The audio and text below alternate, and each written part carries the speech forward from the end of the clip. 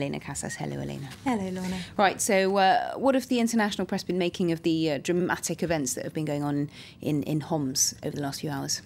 Well, now that Bashar al-Assad's army has marched into Homs and pushed the opposition activists who are fighting there out, they've effectively lost that battle. What's the next step for the Syrian opposition? That's what Foreign Policy is asking today. And they're having a look at who exactly the opposition is and how they can then regroup. They say this isn't necessarily a total defeat. For those, of course, who've been left behind in Homs, the situation could hardly be worse, with electricity and water cut off, food shortages, and with communications cut off.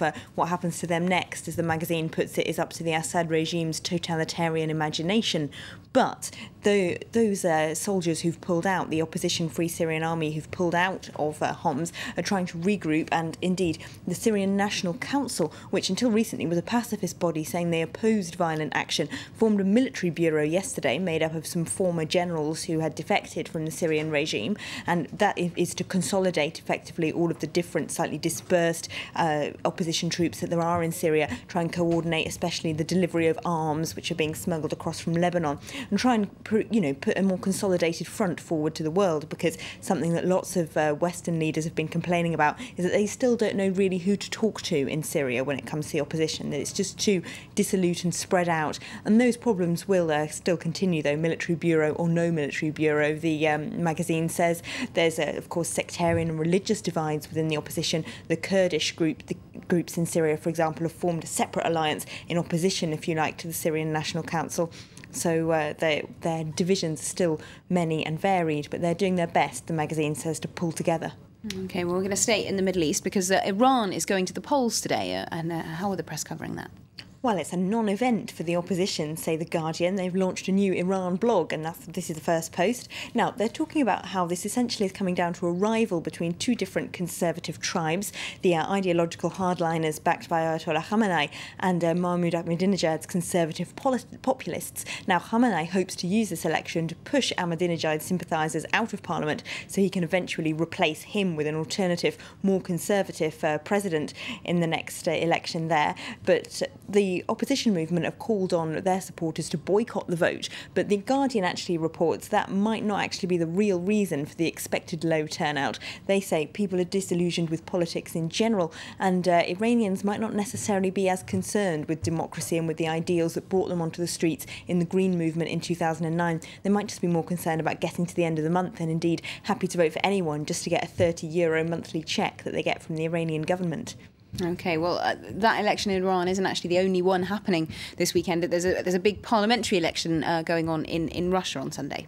Of course there is, and The Economist's front page today is the beginning of the end for Putin. Now, of course, he is going to win this election, they say. We know he's going to win, but why is it the beginning of the end? Because he's lost control now of the opposition movement that's growing up in Russia. It's gone too far. There's a vocal and resurgent middle class that he just can't control. He can't censor the media as much as he used to be able to. Essentially, his era is coming to a close. He came to power, they say, in a time where Russians had become disillusioned with democracy because of the collapse of the Soviet Union, having been so messy, but now they've become disillusioned with his money-chasing approach, and they just, there's a movement towards democracy that has such a momentum, he can't stop it, and even some of the very rich and powerful are getting involved with it. The Times reports, their headline is that Russia's Richard and Judy have started leading an anti-Putin campaign.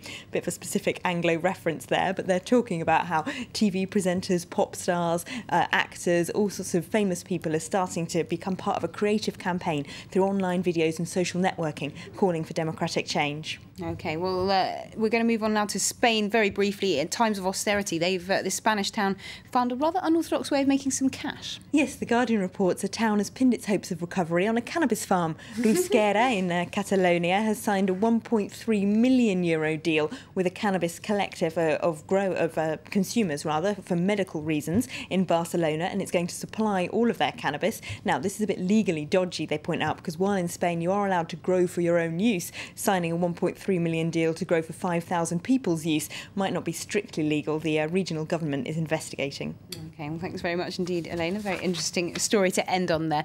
Thanks for that look at the international papers. Time now for a reminder of our top stories here on